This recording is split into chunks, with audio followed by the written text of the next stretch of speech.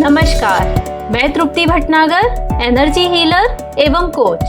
स्वागत करती हूँ आपका अपने शो हर दिन कुछ कहता है में। जानने के लिए सितंबर 8 का खास पाठ। साक्षरता किसी भी देश के विकास के लिए बहुत जरूरी है। देश के जितने ज्यादा नागरिक साक्षर होंगे, देश उतना ही ज्यादा उन्नति कर सकता है। साक्षरता के इसी महत्व के प्रति लोगों को जागरूक करने के लिए हर साल 8 सितंबर को अंतर्राष्ट्रीय साक्षरता दिवस मनाया जाता है। इस दिन की स्थापना 1966 में संयुक्त राष्ट्र शैक्षिक, वैज्ञानिक और सांस्कृतिक संगठन यानी यूनेस्को द्वारा की गई थी। अंतर्राष्ट्रीय साक्षरता दिवस का मुख्य लक्ष्य एक बुनियादी मानव अधिकार और आजीवन सीखने और सतत विकास की नींव के रूप में साक्षरता के महत्व को उजागर करना है। सर्व शिक्षा अभियान के जरिए साक्षरता की दिशा में भारत सराहनीय कार्य कर रहा है। प्रत्येक वर्ष अंतर्राष्ट्रीय साक्षरता दिवस साक्षरता मुद्दों से संबंधित एक विशिष्ट विषय पर केंद्रित होता है। ये विषय अक्सर साक्षरता कौशल में सुधार, साक्षरता कार्यक्रमों को बढ़ावा देने और गरीबी, लिंग असमानता और शिक्षा तक पहुंच की कमी आदि को दूर करने में योगदान देते हैं। अंतर्राष्ट्रीय साक्षरता दिवस केवल पढ़ने और लिखने के बारे में नहीं है, बल्कि व्यक्तियों को अधिक पूर्ण जीवन जीने, अपने समुदायों में सक्रिय रूप से भाग लेने और राष्ट्र की प्रगति में योगदान करने के लिए सशक्त बनाने के बारे में भी है।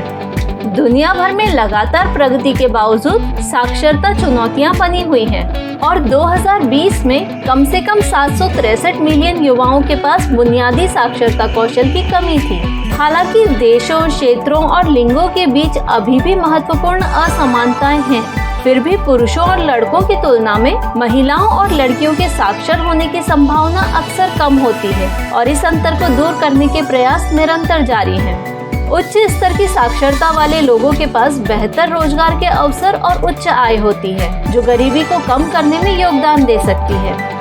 कम साक्षरता कौशल वाले लोगों को स्वास्थ्य संबंधी जानकारी समझने में भी कठिनाई होती है, जिससे परिणाम पर भी प्रभाव पड़ता है। बहुत से लोग एक से अधिक भाषाओं में भी साक्षर होते हैं। बहुभाषी साक्षरता सांस्कृतिक और आर्थिक अवसर और संचार कौशल बढ़ा सकती है। आधुनिक समाज और कार्यबल में भाग लेने के लिए डिजिटल साक्षरता भी आवश्यक है। यह ध्यान रखना महत्वपूर्ण है कि साक्षरता एक गतिशील और विकासशील अवधारणा है और आधुनिक दुनिया में समाज की बदलती जरूरतों के अनुरूप साक्षरता दर में सुधार के प्रयास जारी रखना चाहिए। और अंत में, क्या आप जानते हैं, 8 सितंबर 1946 को एक जनमत संग्रह के परिणाम स्वरूप बुल्गारिया ने राजशाही खत्म कर दी थी और 8 सितंबर 1951 को जापान ने 48 देशों के साथ शांति समझौते पर हस्ताक्षर किए थे।